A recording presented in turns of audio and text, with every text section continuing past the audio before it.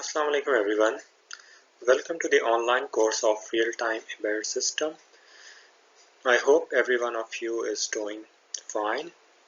So most of you are aware that because of the lockdown we are going to have online session of Real-Time Embedded System course.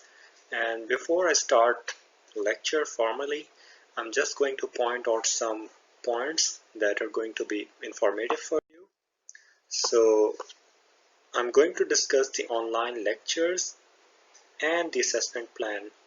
So during the online lecture, we're going to have 4 lectures per week, and each lecture will be comprising of 90 minutes, and we will break up these 90 minutes into video lectures and MS Team interactions. So overall, the lecture is going to be 90 minutes. For example, let's say we have a 60-minute video lecture and we have like 30-minute interaction.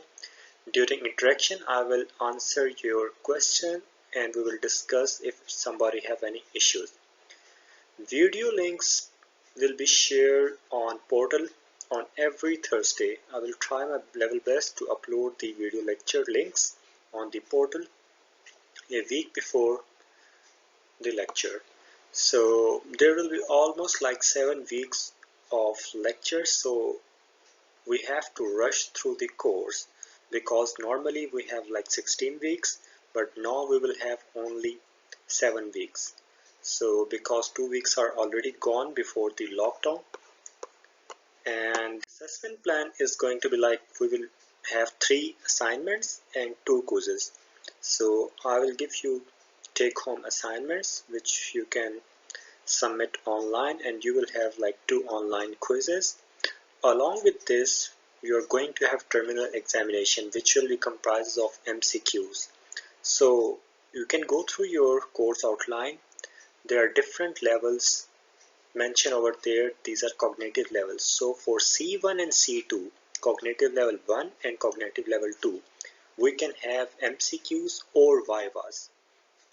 Whereas we will have take-home exam for levels above C2.